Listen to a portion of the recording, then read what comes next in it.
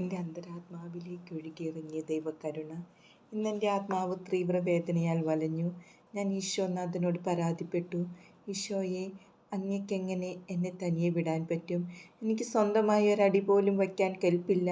എൻ്റെ കുമ്പസാരക്കാരനെ അങ്ങ് എടുത്തു മാറ്റി. അങ്ങ് പോലും എന്നിൽ നിന്ന് മറഞ്ഞു പോയിരിക്കുന്നു.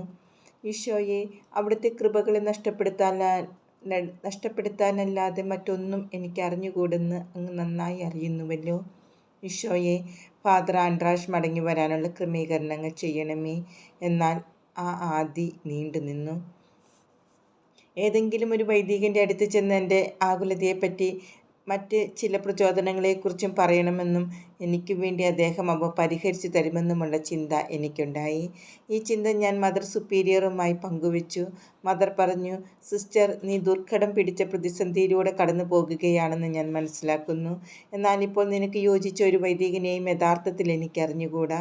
ഏതായാലും ഫാദർ ആൻഡ്രാഷ് ഉടനെ തന്നെ മടങ്ങി വരും. അതിനാൽ ഇപ്പോൾ പോയി ഈശോനാഥനോട് എല്ലാം പറയുക. ഞാൻ കർത്താവിനോട് കുറച്ചു നേരം സംസാരിക്കാൻ പോയപ്പോൾ എൻ്റെ അന്തരാത്മാവിൽ ഈ സ്വരം ഞാൻ കേട്ടു.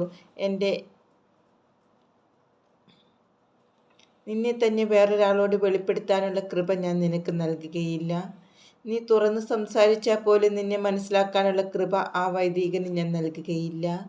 ഈ സമയം നീ ക്ഷമയോടെ കാത്തിരിക്കണമെന്നതാണ് എൻ്റെ ആഗ്രഹം. എൻ്റെ മകളെ, ഞാൻ നിനക്ക് നൽകിയിട്ടുള്ള ദാനങ്ങളെക്കുറിച്ച് നീ എല്ലാവരോടും പറയണം എന്നത് എൻ്റെ ഹിതമല്ല. എൻ്റെ ഹൃദയത്തിൻ്റെ സ്നേഹിതൻ്റെ പരിപാലനയിലാണ് ഞാൻ നിന്നെ ഏൽപ്പിച്ചിരിക്കുന്നത്. അവൻ്റെ നിർദ്ദേശത്തിൽ നിൻ്റെ ആത്മാവ് ഐശ്വര്യം പ്രാപിക്കും. നിൻ്റെ ആത്മാവിലെ എൻ്റെ ജീവിതം മനസ്സിലാക്കാനുള്ള വെളിച്ചം ഞാൻ അവന് നൽകിയിട്ടുണ്ട്. എൻ്റെ മകളെ, ഞാൻ ഹെറോദേസിൻ്റെ മുന്നിലായിരുന്നപ്പോൾ നിനക്ക് വേണ്ടി ഒരു കൃപ ഞാൻ സമ്പാദിച്ചു. അതായത്, മാനുഷിക നിന്ദനങ്ങൾക്ക് ഉപരി ഉയർന്നുകൊണ്ട് എൻ്റെ കാലടികളെ വിശ്വസ്തയോടെ പിന്തുടരാനുള്ള കൃപ.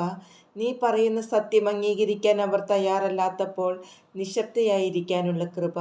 എന്തെന്നാൽ നീ അപ്പോഴാണ് കൂടുതൽ വാചാലയാവുന്നത്. എൻ്റെ മകളെ, ഇത് മനസ്സിലാക്കുക.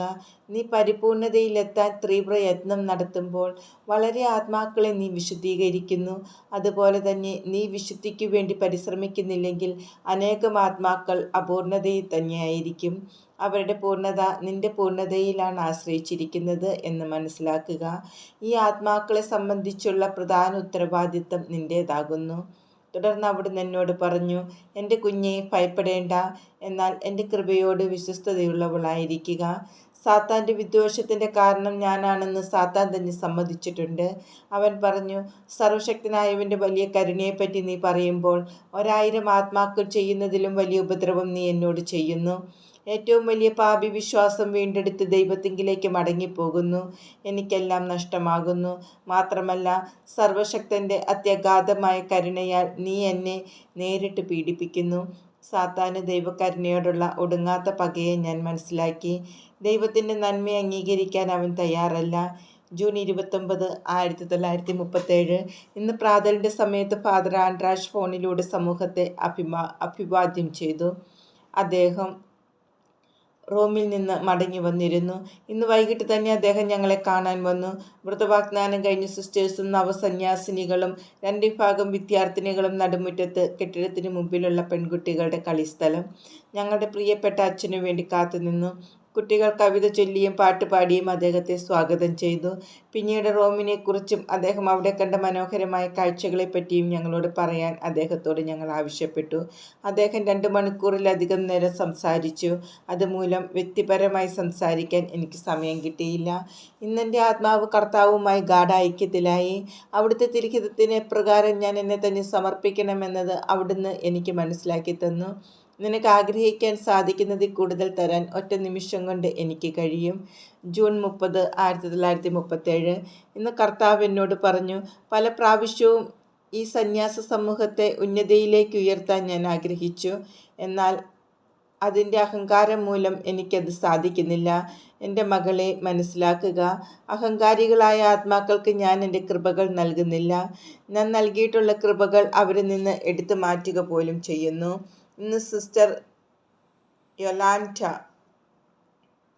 അവളുമായി ഒരു ഉടമ്പടി വയ്ക്കാൻ എന്നോട് ആവശ്യപ്പെട്ടു. അവൾ എനിക്ക് വേണ്ടി പ്രാർത്ഥിക്കും. പകരം വിൽന്യൂസിൽ അവളുടെ ക്ലാസ്സിലുള്ള കുട്ടികൾക്ക് വേണ്ടി ഞാൻ പ്രാർത്ഥിക്കണം. എന്നെ സംബന്ധിച്ച് ഞങ്ങളുടെ പ്രവർത്തനങ്ങൾക്കെല്ലാം വേണ്ടി ഞാൻ എപ്പോഴും പ്രാർത്ഥിക്കുന്നുണ്ട്. എന്നാൽ വിൽന്യൂസിലെ ക്ലാസ്സിനു വേണ്ടി 2 മാസത്തേക്ക് പ്രത്യേകം പ്രാർത്ഥിക്കാൻ ഞാൻ തീരുമാനിച്ചു. അവതാരം ചെയ്ത വചനത്തിൻ്റെ സ്തുതിക്കായി 3 നന്മ നിറഞ്ഞ മറിയം ചൊല്ലി ദൈവകൃപയെ ഞാൻ പ്രയോജനപ്പെടുത്താൻ വേണ്ടി എല്ലാ ദിവസവും സിസ്റ്റർ യൊലാൻഡ പ്രാർത്ഥിക്കും. ഞങ്ങളുടെ സൗഹൃദം ദൃഢപ്പെട്ടു. ജൂലൈ 1, 1937 ജൂലൈ മാസം. ഇന്ന് ത്രികാല ജപത്തിൻ്റെ സമയത്ത് മനുഷ്യകുലത്തോടുള്ള ദൈവത്തിൻ്റെ അഗ്രാഹ്യമായ സ്നേഹത്തെ കർത്താവ് എനിക്ക് വെളിപ്പെടുത്തി തന്നു. അവിടുത്തെ ദൈവത്വത്തിലേക്ക് തന്നെ അവിടുന്ന് നമ്മെ ഉയർത്തുന്നു. സ്നേഹവും അഗാധമായ കരുണയും മാത്രമാണ് അവിടുത്തെ ഇതിന് പ്രചോദിപ്പിക്കുന്നത്.